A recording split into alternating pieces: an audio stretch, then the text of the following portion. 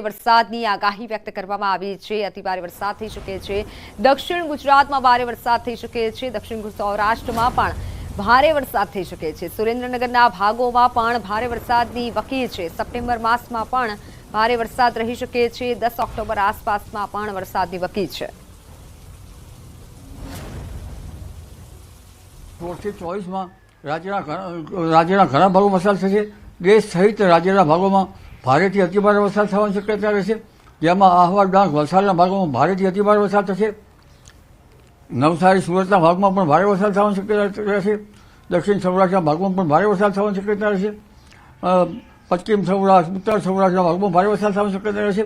ઉલ્લેખનીય છે કે હજુ સુરેન્દ્રનગર જિલ્લાના ભાગોમાં વરસાદ અપૂરતો છે, એટલે આ વખતે સુરેન્દ્રનગરના ભાગોમાં પણ વરસાદી ઝાપટા પડવાની શક્યતા રહેશે।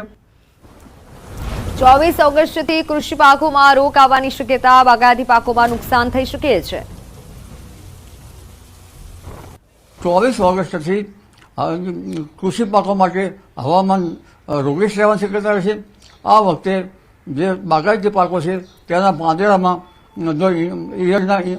જે ઈયળો પડતી હોય છે એમાં ફૂદાના ઈંડા જણાય તો એવા પાંદડાનો નાશ કરવો સારો રહેશે। બાગાયતી પાકોમાં પણ આવા પાંદડા ઉપર જો ઈંડા દેખાય તો તેનો નાશ કરવો યોગ્ય રહેશે। અને જો પેસ્ટિસાઇડ દવા ના છાંટવી હોય તો આ વખતે જીવાત પડવાની વધારે શક્યતા હોવાથી વિપરીત હવામાનની વિષમ અસર લાંબો ટાઈમ રહેવાની શક્યતા છે। ગુજરાતી દ્વારા સ્વતંત્રતા દિવસની હર્ષોલ્લાસભેર ઉજવણી કરવામાં આવી। ન્યૂઝ 18 ગુજરાતીના ઓપરેશન હેડ વિજેન્દ્ર યાદવના હસ્તે ધ્વજવંદન કરવામાં આવ્યું। કોમર્સ સફાઈ કોમ્પ્લેક્સના તમામ કર્મચારીઓની હાજરીમાં રાષ્ટ્રધ્વજને સલામી આપવામાં આવી। છેલ્લા 10 વર્ષથી 15મી ઓગસ્ટે ધ્વજવંદન કાર્યક્રમની ઉજવણી કરવામાં આવે છે। અમદાવાદ ખાતે ન્યૂઝ 18ના પરિવાર દ્વારા આજે સ્વતંત્રતા દિવસની ઉજવણી કરવામાં આવી। તમામ ઓફિસ સ્ટાફ સ્વતંત્રતા દિવસની આ ઉજવણીમાં હર્ષોલ્લાસ સાથે જોડાયો હતો। સાથે જ ન્યૂઝ 18 ગુજરાતીના ઓપરેશન હેડ વિજેન્દ્ર યાદવના હસ્તે ધ્વજવંદન કરવામાં આવ્યું। અમદાવાદમાં રાજ્યનો વડી અદાલતમાં સ્વતંત્રતા પર્વની ઉજવણી કરવામાં આવી। મુખ્ય ન્યાયાધીશ સુનિતા અગ્રવાલે ધ્વજ ફરકાવ્યો હતો, ત્યારે હાઈકોર્ટના તમામ ન્યાયાધીશ, મુખ્ય સરકારી વકીલ, advocate general, additional solicitor general દ્વારા મહાત્મા ગાંધીની પ્રતિમાને પુષ્પાંજલિ અર્પણ કરવામાં આવી। સ્વતંત્રતા પર્વ નિમિત્તે મુખ્ય ન્યાયાધીશો સૌને શુભેચ્છા પાઠવી હતી, ત્યારે તેણે કહ્યું કે ઇન્ક્લુઝિવ સોસાયટી બનાવવાનો પ્રયાસ કરવામાં આવી રહ્યો છે।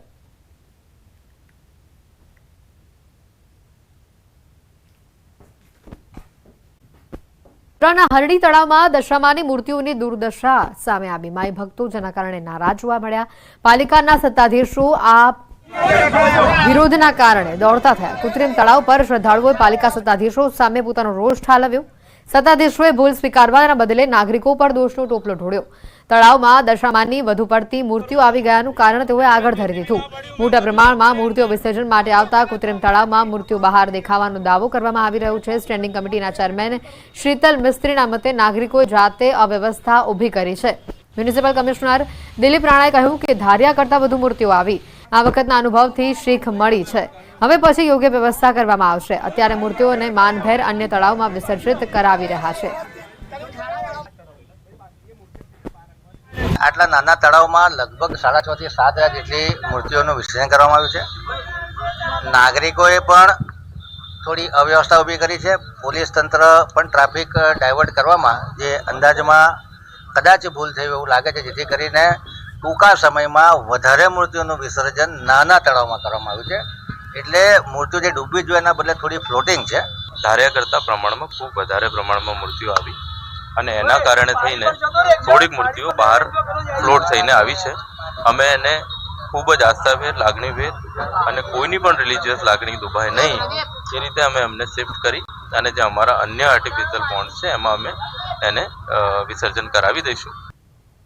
સુરેન્દ્રનગરના ચોટીલાના સાંગાણી ગામની શાળામાં વિદ્યાર્થીઓની ટી શર્ટને લઈને વિવાદ ઉભો થયો છે। વિદ્યાર્થીઓ દ્વારા જે ટી શર્ટ પહેરવામાં આવી હતી, તિરંગા યાત્રામાં પહેરેલી વીર સાવરકરની આ ટી શર્ટ કોંગ્રેસના આગેવાનો દ્વારા ઉતરાવવા મામલે પોલીસ ફરિયાદ નોંધાઈ છે.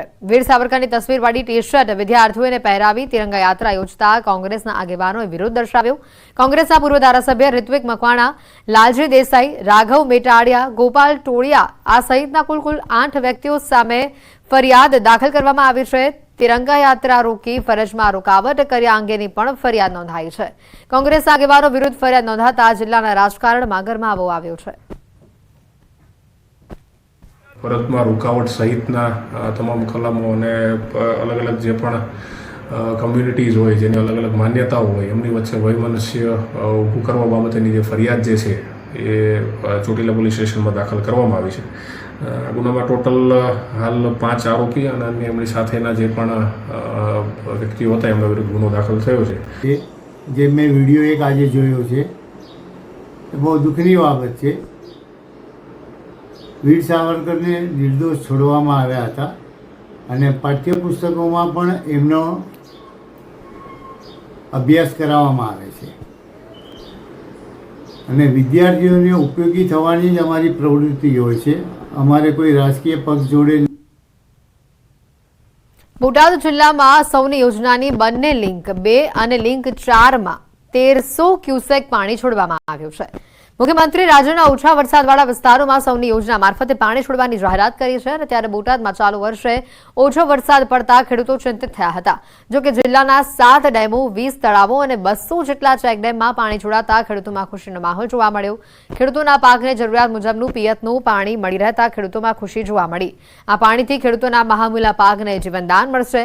ખેડૂતોએ કહ્યું છે કે જો પાણી ન છોડાયું હોત તો આ વિસ્તારનો 90% પાક નિષ્ફળ જવાની ભીતિ હતી. સરકારના નિર્ણયથી ખેડૂતો પ્રશંસા કરી છે. બોટાદ જિલ્લામાં સૌની યોજનામાં ચેકડેમ અને તળાવો ભરવાની સમાચાર મળ્યા એ દરમિયાન ખેડૂતો બહુ રાજી થયા છે. બોટાદમાં જો બધા ભરી દેવામાં શરૂઆત થઈ ગઈ છે અને વહેલી તકે જો સરકારશ્રી દ્વારા ભરાઈ જશે તો અત્યારે જે ઉત્પાદન આપણું 70-80% છે ને એ 90% પહોંચે એવું છે. અત્યારે વરસાદ ઓછો થયો છે એટલે પાણી કેનાલ દ્વારા કે જે ચેક ડેમ દ્વારા જે દ્વારા મળશે એનાથી પાક 100% સારો થશે, ખેડૂતોનું ઉત્પાદન વધશે અને ખેડૂતો રાજી થશે. એટલે આ યોજના સરકારે જે ઝડપથી પાણી આપવાની કરી છે એ ખૂબ આવકારદાયક છે અને ખૂબ જ પ્રશંસનીય છે. નર્મદા ડેમ 70-80% ભરાતા નર્મદા પાણીમાંથી 1300 ક્યુસેક પાણી આવે છે. એટલે એમાંથી આપણે સૌની યોજના લિંક 2 લિંક 4 ચાલુ છે. એમાં બોટાદ જિલ્લાને પાણી આપવાનું ચાલુ છે. જિલ્લાના 9 ડેમ કુલ છે, એમાંથી 7 ડેમ જોઈન્ટ થયેલા છે સૌની દ્વારા, એના માપવામાં આવશે. અને તળાવો 20 અને ચેકડેમો લગભગ 200 જેવા ચેકડેમો અને નદીઓ છે 3-4. વધુ સમાચાર આવી રહ્યા છે દાહોદથી. દાહોદમાં ઊંટ વૈદ ઝડપાયો છે. આરોગ્ય વિભાગે હાથ ધરેલી કાર્યવાહીમાં સમગ્ર મામલાનો પર્દાફાશ થયો. દર્દીઓના આરોગ્ય સાથે ચેડા કરતો આ શખ્સ 9 પાસ કમ્પાઉન્ડર છે. ડોક્ટરની ગેરહાજરીમાં આ ભેજાબાજ તબીબ લોકોની સારવાર કરતો. દાહોદના ભલાદાન ઔષધાલયમાં આરોગ્ય વિભાગની ટીમે દરોડા પાડતા અનેક મોટા ખુલાસા થયા છે. હોસ્પિટલ પાસે મંજૂરી સહિત જરૂરી દસ્તાવેજો પણ ન હોવાનું સામે આવ્યું.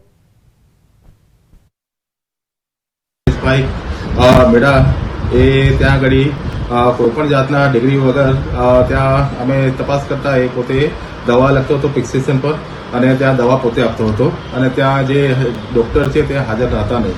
તો અમે એના માટે એ જે રમેશભાઈ મેળા છે તેને આગળ આપણે પોલીસ કેસ કરેલ છે તથા એ જે એના દવાઓ છે તેને પણ આપણે લીધા અને દવાખાને પણ અમે સીલ મારેલ છે. અમદાવાદમાંથી સિમ કાર્ડના કાળા કારોબારનો પર્દાફાશ થયો છે. ગેરકાયદે સિમ કાર્ડ વેચવાનું કૌભાંડ સામે આવ્યું છે. પ્રી એક્ટિવ સિમ કાર્ડ ગેરકાયદે રીતે વેચવામાં આવતા 4 આરોપીઓની અમદાવાદ ક્રાઇમ બ્રાન્ચે ધરપકડ કરી છે.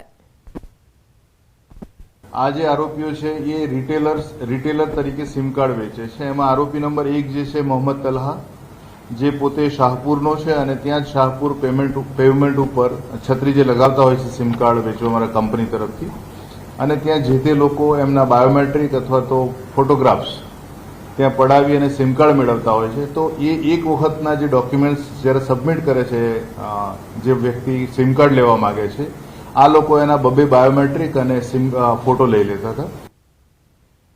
ન્યૂઝ 18 ગુજરાતી દ્વારા સ્વતંત્રતા દિવસની હર્ષોલ્લાસભેર ઉજવણી કરવામાં આવી. ન્યૂઝ 18 ગુજરાતીના ઓપરેશન હેડ વિજેન્દ્ર યાદવના હસ્તે ધ્વજવંદન કરવામાં આવ્યું. કોમર્સ ફાઈ કોમ્પ્લેક્સના તમામ કર્મચારીઓની હાજરીમાં રાષ્ટ્રધ્વજને સલામી આપવામાં આવી. છેલ્લા 10 વર્ષથી 15મી ઓગસ્ટે ધ્વજવંદન કાર્યક્રમની ઉજવણી કરવામાં આવે છે.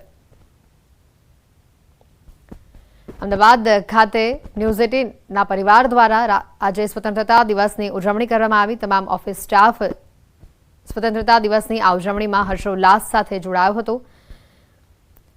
સાથે જ ન્યૂઝ 18 ગુજરાતીના ઓપરેશન હેડ વિજેન્દ્ર યાદવના હસ્તે ધ્વજવંદન કરવામાં આવ્યું. અમદાવાદમાં રાજ્યનો વડી અદાલતમાં સ્વતંત્રતા પર્વની ઉજવણી કરવામાં આવી. મુખ્ય ન્યાયાધીશ સુનિતા અગ્રવાલે ધ્વજ ફરકાવ્યો હતો. ત્યારે હાઈકોર્ટના તમામ ન્યાયાધીશ, મુખ્ય સરકારી વકીલ, advocate general, additional solicitor general દ્વારા મહાત્મા ગાંધીની પ્રતિમાને પુષ્પાંજલિ અર્પણ કરવામાં આવી. સ્વતંત્રતા પર્વ નિમિત્તે મુખ્ય ન્યાયાધીશો સૌને શુભેચ્છા પાઠવી હતી. ત્યારે તેણે કહ્યું કે ઇન્ક્લુઝિવ સોસાયટી બનાવવાનો પ્રયાસ કરવામાં આવી રહ્યો છે.